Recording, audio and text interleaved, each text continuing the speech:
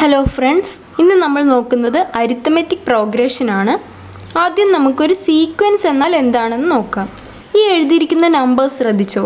1, 4, 9, 16, 25. ഇതിനൊരു പാറ്റേൺ ഉണ്ട്. എന്താണ്? 1ൻ്റെ സ്ക്വയർ, 2ൻ്റെ സ്ക്വയർ, 3ൻ്റെ സ്ക്വയർ, 4ൻ്റെ സ്ക്വയർ, അങ്ങനെ പോകും. ഇങ്ങനെ എന്തെങ്കിലും പാറ്റേൺ ഉള്ള നമ്പേഴ്സിനെയാണ് സീക്വൻസ് എന്ന് പറയുക.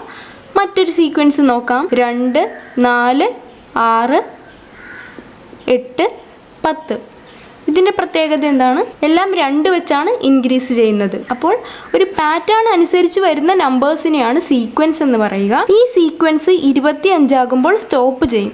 അതുപോലെ ഈ സീക്വൻസ് 10 ആകുമ്പോൾ സ്റ്റോപ്പ് ചെയ്യും. ഇത്തരം സീക്വൻസുകളെയാണ് ഫൈനൈറ്റ് സീക്വൻസ് എന്ന് പറയുക. ഇനി ഞാനിവിടെ ഡോട്ട്സ് ഇടുകയാണെന്ന് വിചാരിച്ചോ. അതിനർത്ഥം ഇത് 25 കഴിഞ്ഞാലും 6ൻ്റെ സ്ക്വയർ 36, 7ൻ്റെ സ്ക്വയർ 49, അങ്ങനെ തുടർന്നുകൊണ്ടേയിരിക്കും.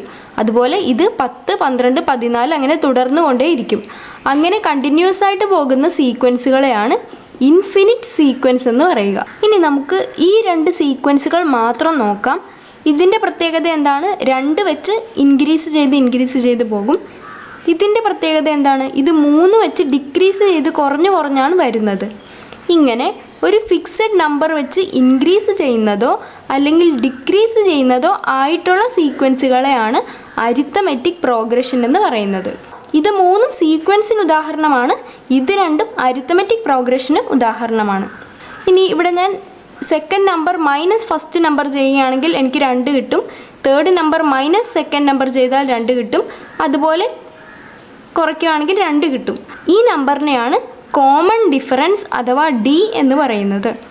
അതുപോലെ ഇവിടെ 13ൽ നിന്ന് 16 കുറച്ചാൽ -3, 10ൽ നിന്ന് 13 കുറച്ചാൽ -3, 7ൽ നിന്ന് 10 കുറച്ചാൽ -3. അപ്പോൾ ഇവിടുത്തെ കോമൺ ഡിഫറൻസ് എത്രയാണ്? -3. ഇനി ഞാൻ നേരത്തെ എഴുതിയ AP തന്നെ ഒന്നുകൂടി എഴുതിയിരിക്കുകയാണ്. APയിലെ ആദ്യത്തെ ടേമിനെയാണ് A അല്ലെങ്കിൽ A1 എന്ന് വിളിക്കുക. രണ്ടാമത്തെ ടേം A2, അടുത്തത് A3, A4, അങ്ങനെ പോകും. അങ്ങനെയാണെങ്കിൽ ഒരു APയുടെ ജനറൽ ഫോം നമുക്ക് എഴുതാം. APയുടെ ഫസ്റ്റ് ടേം A1 ആയിരിക്കും. A1ൻ്റെ കൂടെ കോമൺ ഡിഫറൻസ് ആയ D കൂട്ടുമ്പോഴല്ലേ നമുക്ക് A2 കിട്ടുക. അപ്പോൾ അടുത്തതിനെ A1 + D എന്ന് എഴുതാമല്ലോ. ഇനി ഇതിൻ്റെ കൂടെ വീണ്ടും കോമൺ ഡിഫറൻസ് കൂട്ടുമ്പോഴാണ് എനിക്ക് അടുത്ത ടേം കിട്ടുക. അപ്പോൾ A1 + D + D, അതായത് A1 + 2D എന്ന് കിട്ടും. ഇതിൻ്റെ കൂടെ വീണ്ടും ഒരു D കൂട്ടുക, അതായത് A1 + 3D. ഇങ്ങനെയാണ് ഒരു AP പോകുന്നത്. അതായത് ഫസ്റ്റ് ടേം ആണെങ്കിൽ A1, സെക്കൻഡ് ടേം എന്ന് പറയുമ്പോൾ A1 + 1D, തേർഡ് ടേം എന്ന് പറയുമ്പോൾ A1 + 2D, ഫോർത്ത് ടേം എന്ന് പറയുമ്പോൾ A1 + 3D. അങ്ങനെയാണെങ്കിൽ nth ടേം എന്ന് പറഞ്ഞാൽ A1 + n-1 × D എന്നാണ് വരിക. ഇതിനെയാണ് ഒരു APയുടെ ജനറൽ ഫോം എന്ന് പറയുന്നത്. nth ടേമിനെ, അതായത് A1 + n-1 × D എന്നതിനെയാണ് APയുടെ general term എന്ന് പറയുന്നത്. A1ന് തന്നെയാണ് A എന്ന് പറയുന്നത്. അതുകൊണ്ട് n = A + n-1 × D എന്നും എഴുതാം. ഇനി നമുക്കൊരു ക്വസ്റ്റ്യൻ ചെയ്യാം. എനിക്ക് ഈ APയിലെ 100ാമത്തെ ടേം, അതായത് ഫസ്റ്റ് ടേം, സെക്കൻഡ് ടേം, അതുപോലെ 100th ടേം ഏതാണെന്ന് കണ്ടെത്തണം. അപ്പോൾ നമുക്ക് ആ ഇക്വേഷൻ ഉപയോഗിക്കാം. n = A + n-1 × D. ഇവിടെ n എന്ന് പറഞ്ഞാൽ 100 ആണ്. അപ്പോൾ A100 = A എന്ന് പറഞ്ഞാൽ ഫസ്റ്റ് ടേം ആണ്.